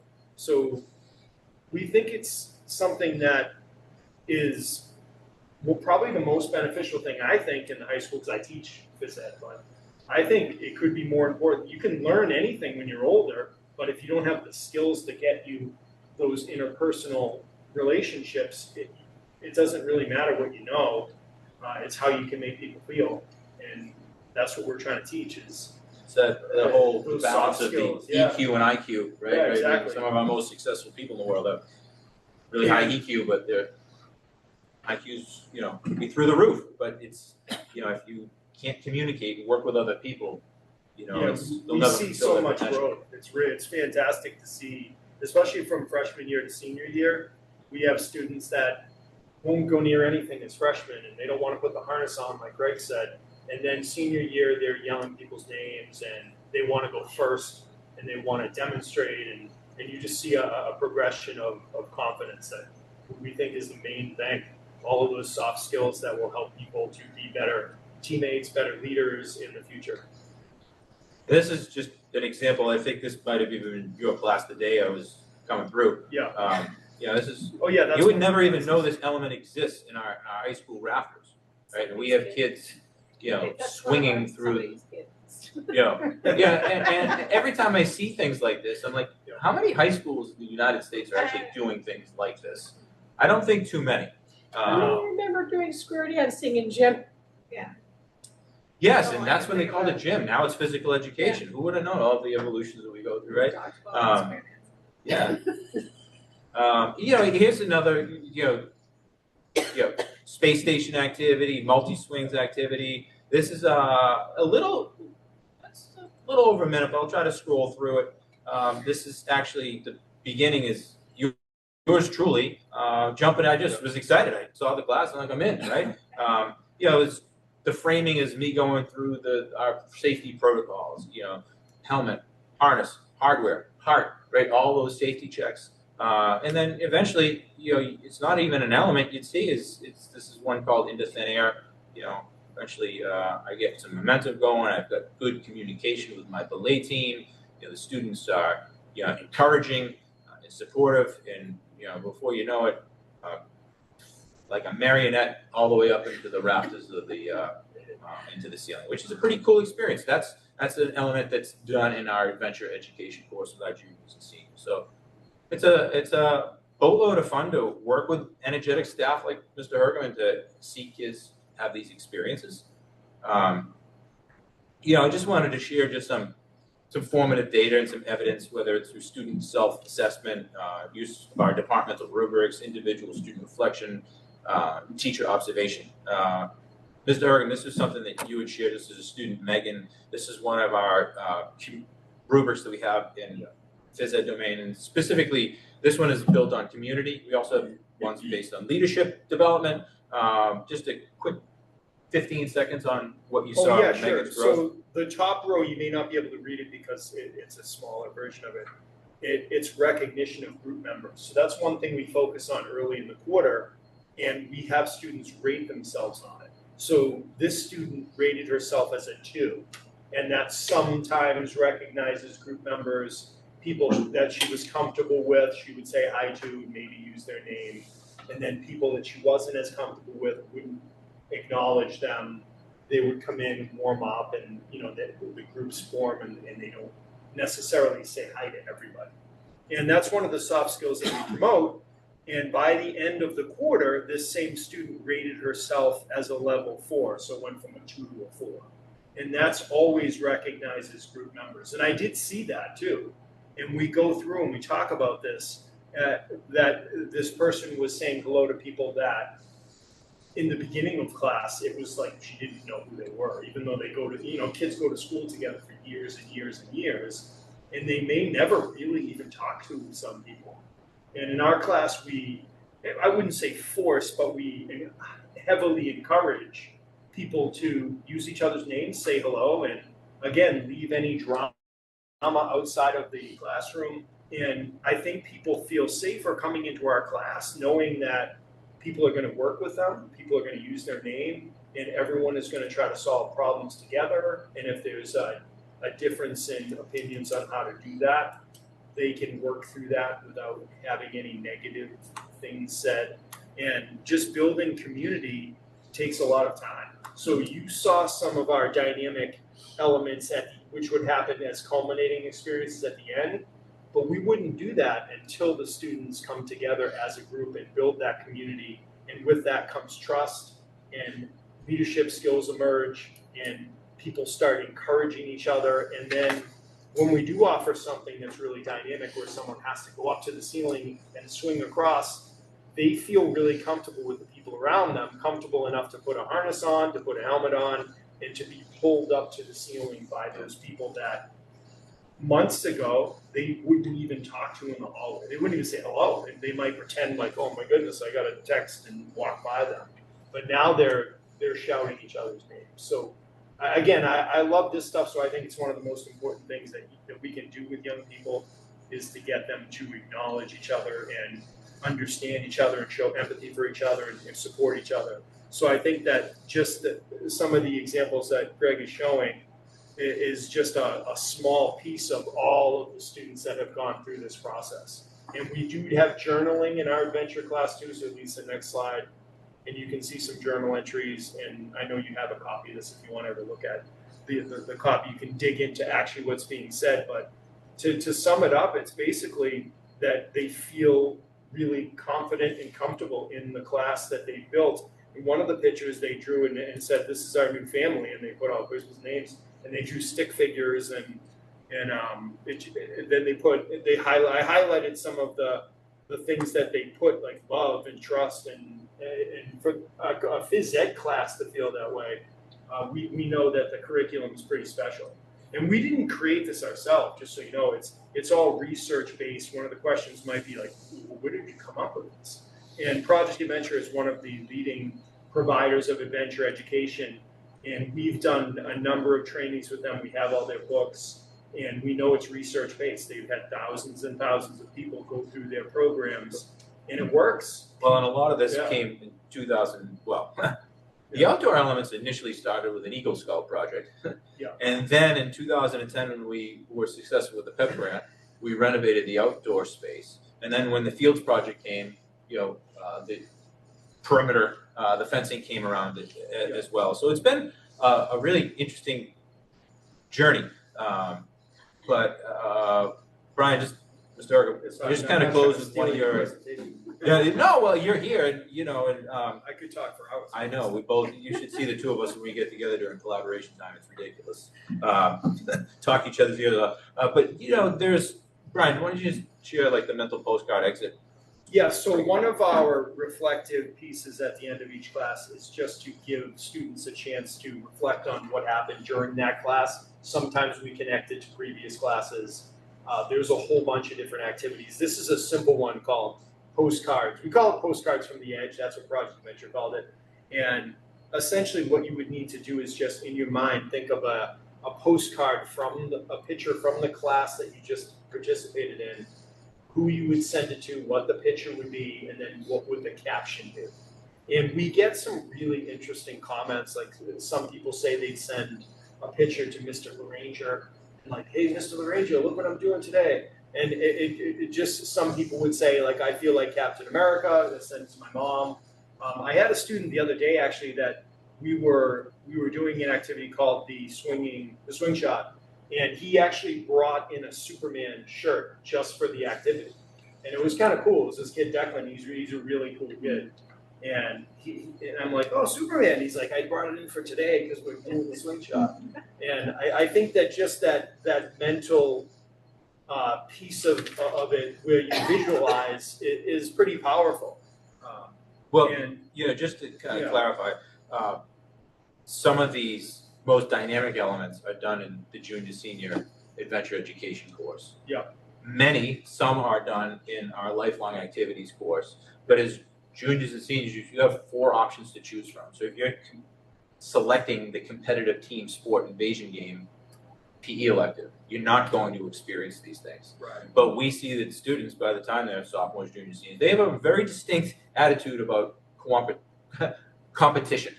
They are either want to avoid it, and they would rather have more of a PE elective that involves community building and self-efficacy versus the I want to make sure I leave here sweating as much as I can. So it just shows to the depth of experiences, the choices that kids can make. We've always said we'd love every kid to take the adventure class. I would, but I appreciate choice of students as well. So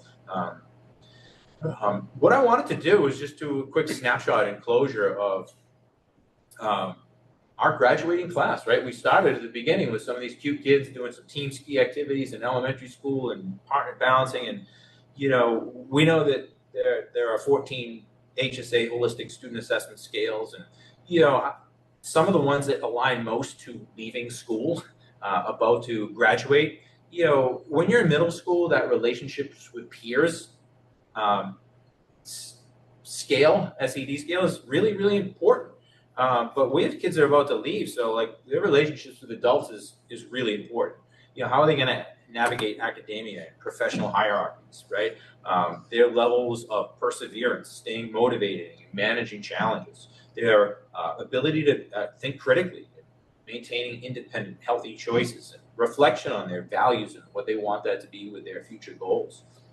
So what I did was I just took these 4 scales and looked at when they were in 6th grade, 8th grade, 10th grade, 12th grade as a cohort for each scale.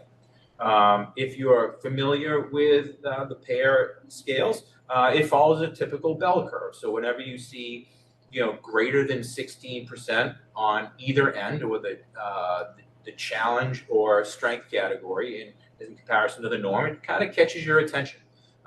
It's something that you should pay attention to. So when we were when they were in 6th grade, you could see that, as far as the perseverance scale, that self-management, that staying motivated and managing challenges, and this is all cohorted. So this is compared to other 6th grade students across the United States.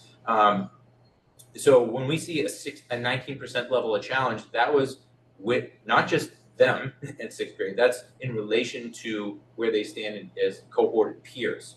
And so you can see that as they go through the years, their level of perseverance, has greatly improved, which is exciting when you're looking at kids about to graduate, to see that, 32% of them, which is double the what you typically expect on a bell curve, that are in the strength area of perseverance and staying motivated and managing challenges for that senior class. That's an encouraging number. That makes me feel that collectively as an organization, that there were experiences for students, PE and outside of PE for sure, whether it's robotics competitions, you name whatever it is, got them into a place where they developed that self-management and perseverance.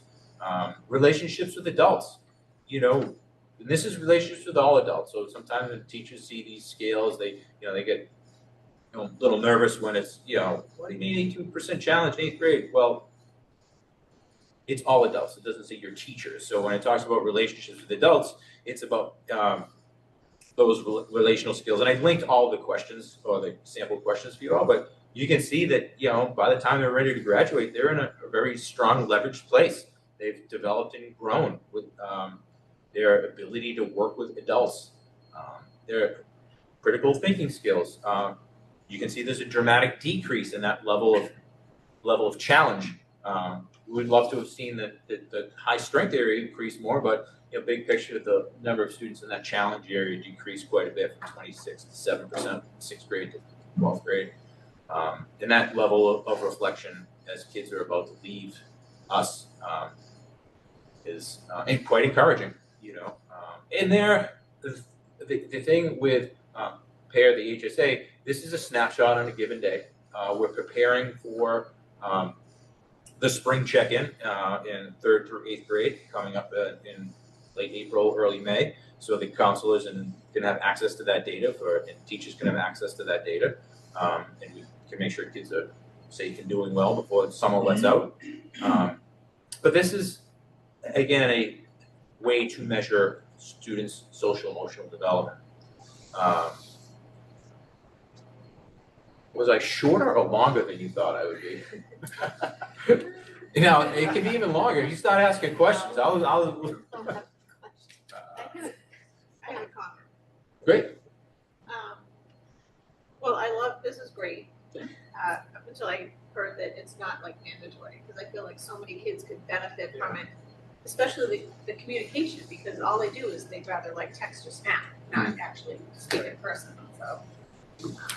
Well, and I would say in our 9th to 10th grade, we have a series of, if there are 15 high elements in that are part of the adventure course, there's probably about 6 over a 2-year period, higher accessibility, like the cargo net, the centipede, dangle duo. There's a vertical playpen. There's a few that are more accessible, so we try to use that as intrigue for kids. If you like this, then your junior year or senior year, you should sign up for this, right? So while the swing shot and the space station is, you know, it takes a lot to build to that. You wouldn't want to take a group that's not ready for that to do that. It takes quite a bit to get to that space. And nor would you want to force kids to do that, you know, so that's why, you know, we have some of the very high, the cargo net is a very high success rate, right? I don't know. The rock wall too. Rock wall is has passed and has very high success rate. So we bring those into the 9th and 10th grade piece to try to hope kids, you know, want to take the adventure course, which is one of my favorite courses in the entire school. Yeah, sounds incredible. Well, we were thinking about having a school committee. I don't hold it back. I'll do it. You're in? All right. Mr. I will Ergo. not be doing any screenshots. I was doing a screenshot. I love it. No problem. I love it. I will support. Well, Q4, junior, seniors. Yeah, we have a few adventure classes running about to start Q4. I'm not sure if you or Mr. Scituate is, but we can certainly let you know some of the elements and days, and we'd love to have you. There's a few waivers you're gonna have to sign. We have but you'd love it. It's amazing. Wait till they know what they're. Sign them up for. Sign them up for an adventure. Yes. I just wanted to talk about the pair data real quick. Yeah, So sure. I thought, I may have just missed this in the past, but I think the slide you had to show the bell curve, 16 and 16 and 16. Yeah. That was possibly my first time understanding that that's the kind of standard curve. So thank you for that. I think it was literally the first time I was like, oh, this is the. This is what it normal kind of makes sense. distribution. So, thank you. Well, I've been working, I- I've met with Melissa a lot, and Yeah. I'm assuming that she'll have, you know, more of a seat in More this of day. that, But, yeah. you know, I'm not sure you want me at every school committee meeting, you know, once a year might be, no. But, you know. We can't go till 9 every week. I know, I know. But I do think that having, you know, getting Melissa up to speed, and then she's found a lot of this she's like, I think very enlightened by a lot of it. I think she'll be able to infuse that just-in-time clarification that would be needed at meetings like this that kind of clarify or, For sure. yeah. So that was really helpful, was that having that slide, so thank you for that. And then I think second to that, and this is not for now, but Yeah. for a future time, we'll do revisit pair. I don't know about you guys, but I've noticed on the school councils that I'm a part of, high school and Cushing, learning interests has been flagged. Yep. And in both cases, the educators have talked a little bit about like this mysterious thing called learning interests and how we're not really sure how to interpret it and things like that. So that seems like something if it's flagging Well, across. Mary got the question.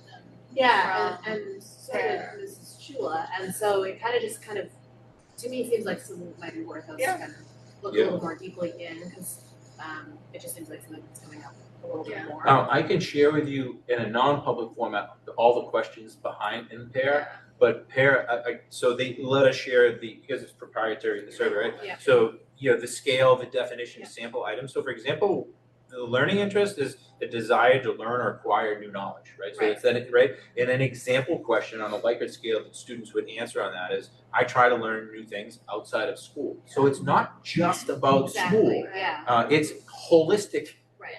student assessment, you know what I mean? So when I'm happy to maybe Yeah. Ryan out and he can Because forward you it's guys. flagging at like a wider district level, it could be just interesting to look a little more deeply at which item, are there particular items that are flagging also on a district level, or is it really mixed up and it's maybe not as clear, but it just struck me as interesting. I feel Assertiveness like- at the middle school has always been something that people, have, it's been a systemic piece that we've, could be better at, right? Our elementary principal, so it depends on the lens. Like if you're talking to a school counselor, Yeah, they're like optimism, oh my gosh, our kids are not, right? But we got principals and like there's high levels of academic motivation or learning interest. So it depends on who you are and the role you're in and what skills you're really invested or interested in. Yeah. And if I'm an elementary principal and I see that no wonder why they're, yeah, like, what do we do with that and how do we move that?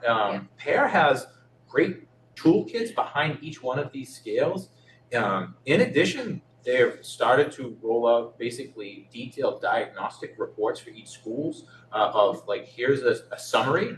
There's a lot of work that needs to go into sorting and Qualtrics and making these conclusions, which I think is part of the journey. Like I can get lost in stuff for like hours. But principals don't necessarily have all that type of time. Yeah. So Pear is developing some nice executive summaries, and here are some high leverage things that you should maybe consider within your school and your school climate as well. So yeah, This is a rescue. yeah, more about, learning a little bit more about, I mean, I could see that being infused into school improvement plans like that. Yeah, strategic it is, leadership, it is, yeah. Work on the mic yeah. now. And we're about to talk about it more, and so that's why I think it's also helpful for us to know, the more we know about it, the better we'll be at understanding. It's coming. Yeah, great. So, yeah. Did you want to say anything? Exactly what he just said. Okay. Stay tuned for the school improvement plans. Yeah. I would add too, it was nice seeing across the years.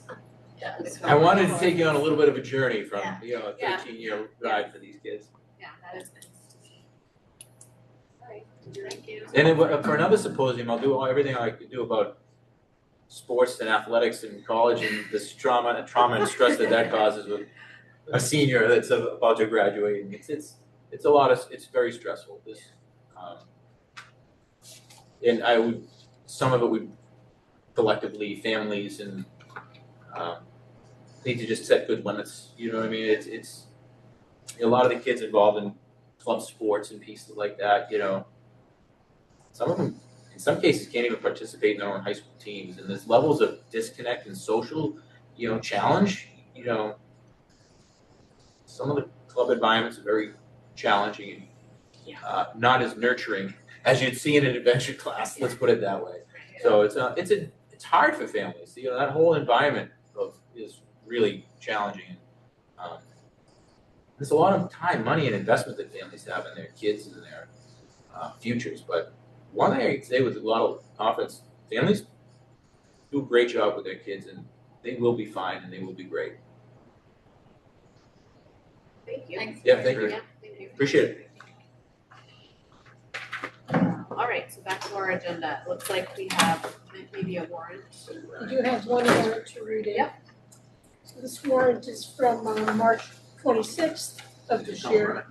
It is warrant number S260326 in the amount of $244,928.17. Thank you. Thank Thank you for letting me speak. Thank you. And so our last agenda item is just subcommittee reports. So we did have a report out from the policy subcommittee. So we met last Thursday and we finished our redlining, if you will, of the B policies.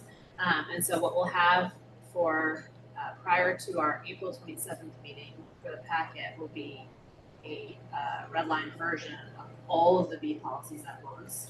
So you can all see, or can see the comparison between what we were proposing to change.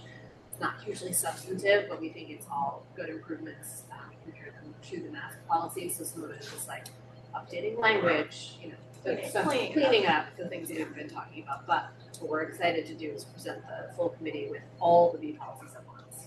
We're just do a full sweep of those. So stay tuned. We are also We'll have our committee, have they already been assigned to review? we will also be resuming our policy review which you had to pause on because we got sidetracked a bit, but we're back. And so that'll be the second half of the C policies. And so we were using that new template with our policy, the mask policy, and then a column for when we discuss publicly. So I'll make sure for the next packet that we have that with the new batch, which is CHA through CM. It's a relatively small batch, so we're going to ease back in. That will complete the C's as well. So by the end of this year, we will for sure have done A, B, and C, Right. and maybe even more, depending. So that's going to be very exciting. And also at our April 30th subcommittee meeting, we will have a review of our wellness policy. So we're going to have Mr. Ranieri back in to share with us and he and his team their thoughts on that. Because we need to review that every 2 years, I think it is, for DESE, about 3 years. So we're up for that. So he'll come to the subcommittee April 30th. Then we will present for the full committee for that for first and second reading this spring. So we'll also get that done. So that's our, I think I didn't miss anything, but you good? Okay, great. And then the only other thing, any other liaison subcommittee or working group report outs that we wanted to do today? Okay. The last thing I wanted to mention was that on Friday of this week, we have our office hours. It is Zoom, and it was originally shared as 10 to 11:30, but that was not accurate. It's now accurate 10 to 11 a.m. It's been updated in Parent Square, so it's updated. You know what I just realized? We don't have school on Friday. I Do you know. think we should still have them? I think we should. At this point? I think we should because we're close to it now. I think to cancel it would probably be a mistake. I think people will either be around or they won't. There could be a benefit to some people for us to And some people might be available, otherwise are wouldn't not. be. Yeah, that's kind of what I thought. People were traveling. Yeah, I don't know. I think we should proceed. It'll be on Zoom. We're also trying a new format. This is our last scheduled office hours. So when the group is fully back together, this is something we should put on our agenda for more. We can have a discussion at that point about what attendance has been like and whether we think it makes sense to continue to do them, what the cadence would be, stuff like that. You don't have to figure out what the metric is, because Yeah.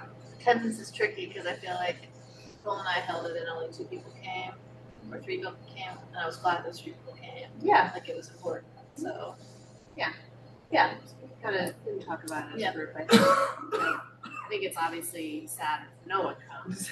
Yeah. Because then you're like, oh, here I am. But on the other hand, it's like you could just do other stuff during that hour. And, it is what it is. So we can. Yeah. All right. With that, take a motion to adjourn. Motion to adjourn at 7:53. Second. All in favor? Aye. Aye.